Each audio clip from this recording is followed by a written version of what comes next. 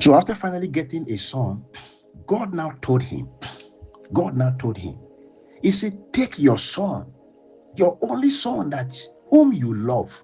That was where the first word love was mentioned in the Bible.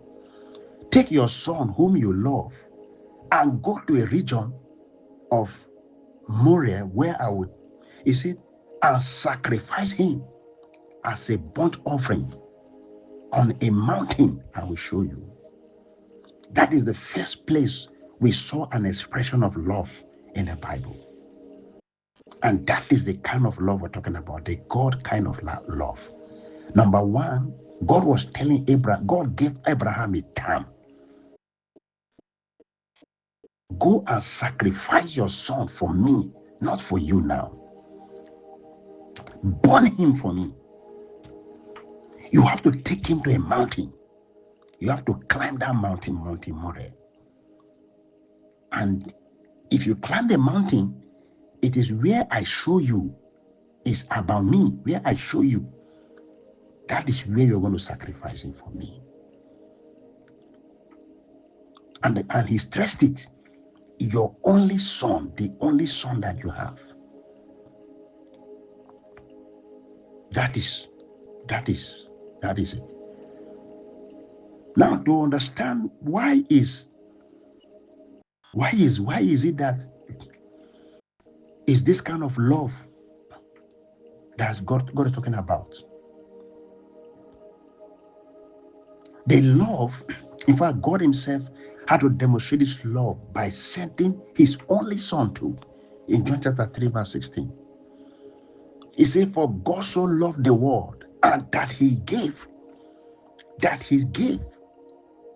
He didn't give any kind of thing. He gave his only begotten son, that whoever believes in him should not perish, but have everlasting life.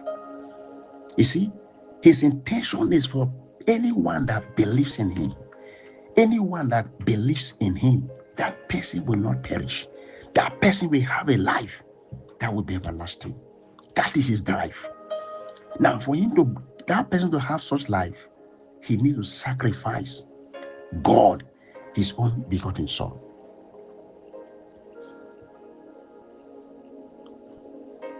To understand why eros, romantic love, cannot sustain marriage. Phileo cannot sustain marriage, even though marriage needs all those kind of love. But they are not enough to sustain marriage.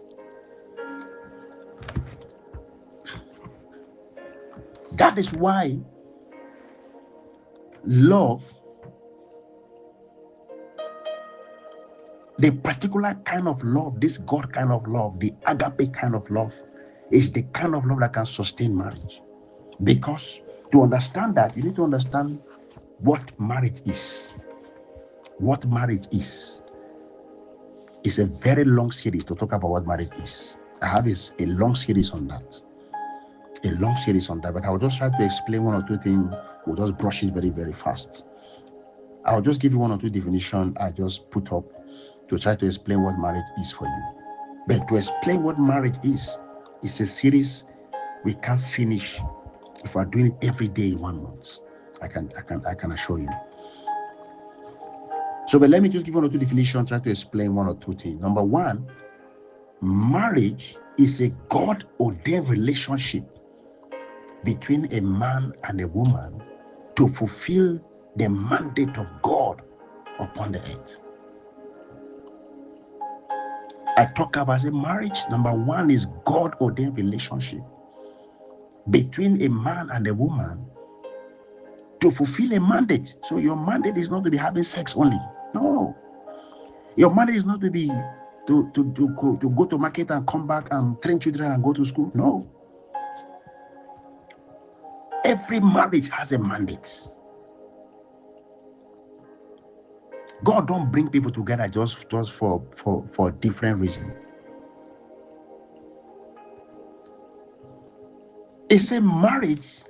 The second definition I want to give you, marriage is a ministry designed by God where a man and woman die to become one in agreement.